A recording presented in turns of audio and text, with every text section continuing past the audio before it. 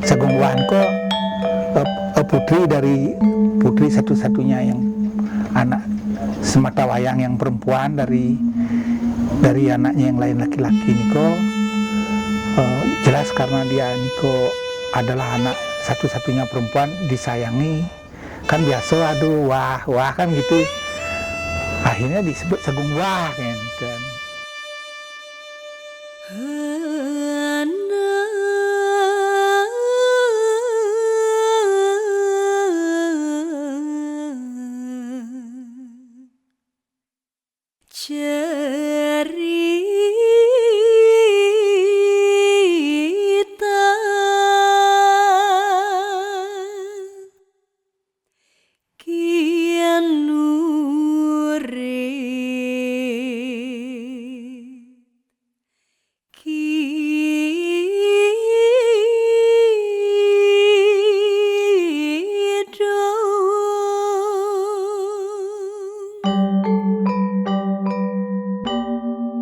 Pada tahun 1906, terjadi peperangan antara pasukan pepilihan Kubayan yang dipimpin oleh Sagung Wah dengan Belanda di Tua Kilang. Namun sebelumnya, terjadi peperangan Puputan Badung, di mana kakaknya yang pada saat itu menjadi raja, bernama I Gusti Ngurah Rai Perang, Noa Kerage di Puri Denpasar karena ditangkap oleh Belanda. Sagung Wah adalah anak terkecil dari hidup Raja ke-22 yang bernama Gusti Ngurah Agung yang kedua dan bergelar Ida Batarong Luhur. Dari 9 saudara laki-laki dan 9 keluarga perempuan, anak beliau Raja ke-22 adalah putra yang terkecil tergontok. Nah, di mana kakak beliau menjadi raja di Puri Singgasana Tabanan dengan gelar Gusti Ngurah Agung yang ketiga dan Cokodo Ida Gusti Ngurah Rai Perang Puri Dangin. Nah, dengan maksud biar melanjutkan segala sesuatu. Perjuangan Sagung Wah dengan pasukan pepilihan Kubayan Wongaya merupakan kelanjutan dari Perang Puputan Badung. Pertempuran yang dilakukan oleh anak Agung Sagung Wah itu selalu kita kaitkan dengan latar belakang terjadinya Perang Puputan di Badung. Setelah terjadinya Puputan Badung, jadi maka Raja Denpasar atau Raja Badung mengirim bungkusan yang dilukis dengan kain putih, yaitu belahan pane.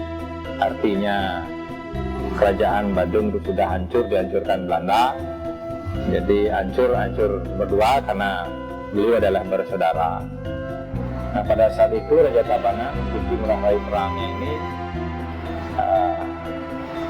ingin jadi melawan, jadi mengadakan perlawanan sama Belanda.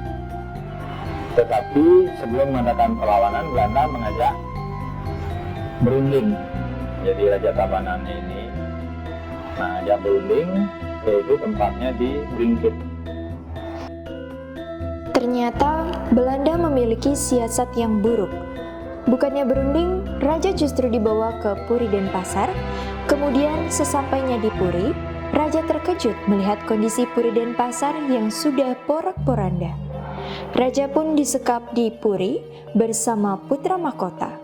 Maka dari itu, Ki Gusti Ngurah Rai Perang memiliki pikiran yang pendek untuk Nuak Rage.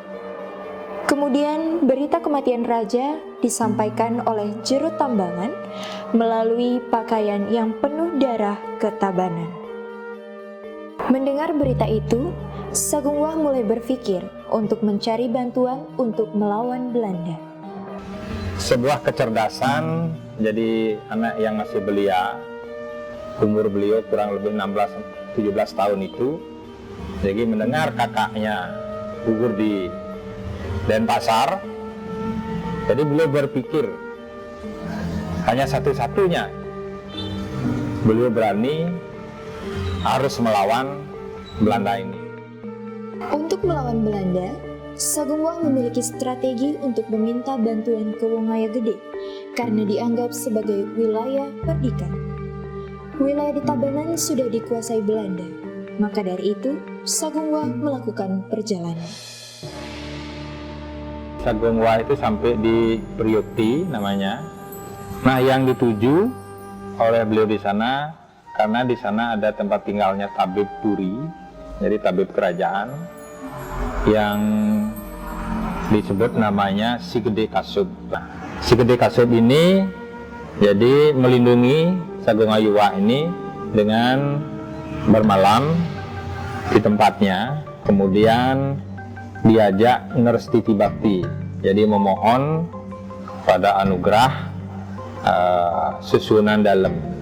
Jadi diajak 2 malam sampai di Pura Dalam Priukti. Jadi mohon perlindungan supaya kerajaan Tabanan itu bisa terhalang dari mara bahaya. Nah, setelah 2 hari akhirnya beliau melanjutkan perjalanannya menuju Wangayo. Jadi melalui ke barat, melalui Riang.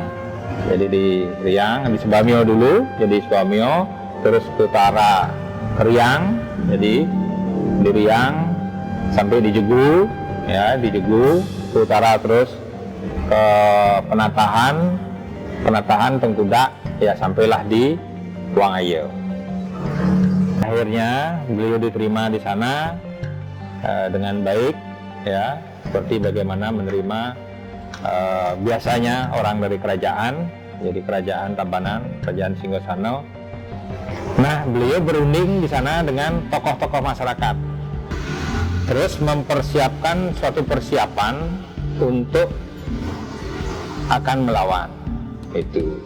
Nah, kurang lebih 2 bulan beliau berlatih dengan masyarakat di sana untuk persiapannya. Jadi dipimpin oleh pasukan 45 pasukan pilihan. Pasukan pilihan itu artinya garda terdepan. Kalau di era modern sekarang itulah Kopassusnya gitu loh. Nah, yang paling berperan nanti di dalam perang yang ada di garis depan itu gitu. Itu pasukan-pasukan pilihan itu. Nah, kalau dalam istilah Bali itu ada istilah Tameng Dade. Tameng Dade itu adalah pasukan yang terdepan yang nanti mengawal kerajaan gitu. Dengan memohon anugerah dari Pura Luhur Batu Kaunya ini, ya, jadi senjata-senjatanya ada yang tombak, ada yang cakra, cagatlu dan lain sebagainya. Jadi mohon penugerahan di sana. Maka dengan persiapan yang matang, ya, jadi pasukan dari Wangayo ini balik lagi ke Tabanan. Ya, makanya istilah daripada Sagung Ayuwa ini dikenal dengan balikan Wangayo. Nah, kemudian pengerahan pasukan yang berkenaan dengan bagaimana kita, kan ada judul istilah pembalikan gitu ya, membalikkan keadaan. Daerah Wangayo ini adalah wilayah yang cukup potensial dari segi logistik, kemudian dari segi pasukan, kemudian dari kekuatan ritual yang diperoleh dari Gunung Batu Karu, itu yang bisa dikonsolidasikan oleh seorang Sagung Wah untuk melakukan perlawanan kembali gitu di balik situasinya sekarang. Ketika Sagung Wah melakukan perjalanan dari Wongayo menuju Wanasari, beberapa pemuda yang mengetahui tujuannya pun ikut bergabung, seperti pemuda dari wilayah Tegayang, Bongli, Jatiluwih, Benane, dan Sangketan. Dan pasukan pepilihan yang terdiri dari 45 orang pasukan yang dipimpin oleh Panbina dari Sakenan serta dibantu oleh Pankrenan dan Pankandar. Sampai di Wanasari, beliau kesandaan silahnya itu beristirahat, ya, jadi siangnya makan siang di sana sampai sore, akan mempersiapkan besok paginya kan melawan Belanda. Tadi diutuslah, jadi ada orang kepercayaannya diutus ke Wanasari menghadap daripada Sagung Wah ini, ya, atau pimpinan daripada pasukan ini entah siapa, Belanda tidak tahu siapa yang memimpin, supaya mengadakan gencatan senjata, artinya mengurungkan niatnya untuk berdempur dengan Belanda. Nah, jadi itu. Jadi Sagung Wah sudah berkebulatan tekad dengan pasukannya, jadi tidak ada tawar-menawar lagi, akhirnya tetap melakukan perlawanan melawan Belanda. Karena memang sudah diketahui, jadi pasukan daripada dianggap adalah pasukan gunung ini, jadi wong gunung itu, entah siapa pemimpinnya, akan melawan Belanda, Belanda juga siap. Jadi sama-sama siap. Nah, pasukannya Sagung Wah bergerak ke selatan, jadi pasukannya Belanda bergerak ke utara. Jadi melalui di Banjar Lebak Utara, jadi pasukan Blo dan Baleran, bertemulah kedua pasukannya ini di Tua Ilang. Jadi pasukan Sagung Wah dan pasukan Belanda ketemu di Tua Ilang, sehingga terjadi suatu pertempuran yang sangat dahsyat. Arigato! Sagung Wah Asri Bunga Sarwo Memukti menjerang keris pusako kedebong belus rintangan dengan tidak usung rintangan itu.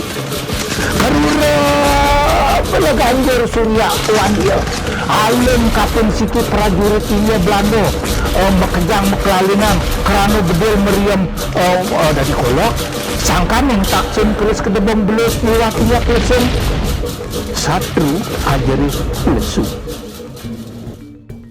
Nah, ini yang anehnya, semua senapan, bedil, meriam, apapun senjata dari Belanda itu tidak mau meledak. Padahal pasukannya yang dari Wangayo ini berbekalkan saja tombak, keris, ya, jadi bambu runcing, nah itu. Jadi bisa memukul mundur dan banyak sekali pihak Belanda yang gugur. Alun kaping kali mungkin nuak Furiagon Kabanan prajurit Indo Belanda dengan ngolol bedil meriam gebar gedur memuni tegap sangkanan keris pusako peluk. Akhirnya beberapa menitnya itu keluarlah Belanda itu dari dalam Turi Kaleran dengan membawa tulup 4. Nah, tulup 4 ini karena penugrahannya sama dengan pejenengan yang dibawa oleh Batu Kaunya ini sama, jadi senjata sama senjata beradu, ya seperti sekarang itu seperti mercon, jadi apinya sampai ke langit terang gitu.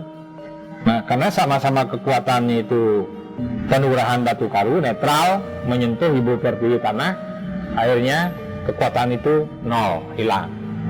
Nah, mulailah pada saat itu bedil, ya, senapannya Belanda, meriamnya itu meledak mau.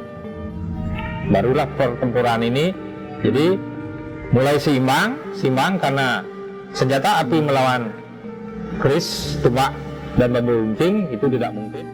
Karena tidak memungkinkan untuk melawan Belanda, Sagung Wah mundur ke utara kemudian ke daerah Subamil, dan sampailah ia ke rumah saudaranya di Puri Anyar, Kerambitan. Setelah kapan tuh tanggal 28 kalau tidak salah, nah di sini beliau tuh diakalin oleh orang-orang Belanda itu. Nah dibilang bahwa beliau itu akan dijadikan Raja Tabanan.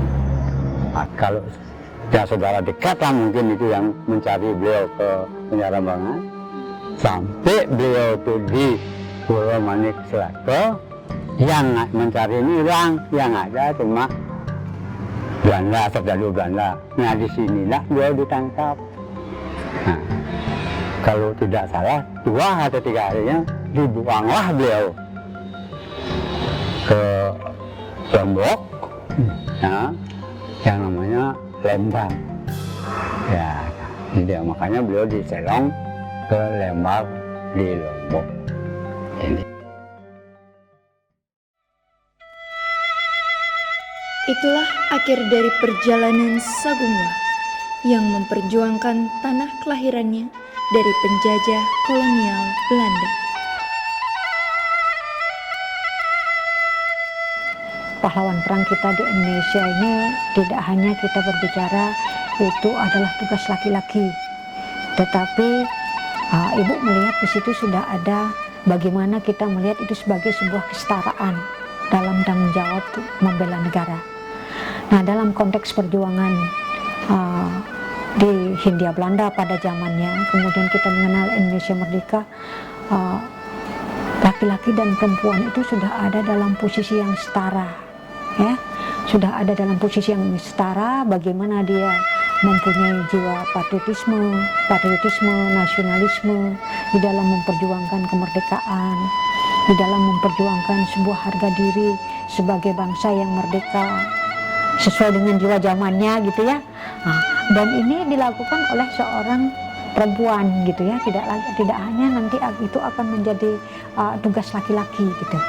Dan kalau untuk soal Lengkuah ini bagaimana dia punya strategi, bagaimana dia menghimpun kekuatan, itu menunjukkan bahwa beliau adalah seorang yang cerdas. Karena bagaimana dia bisa memanfaatkan orang-orang yang militan, orang-orang yang loyal kepada kerajaan, kemudian bisa dipercaya memegang kendali perang,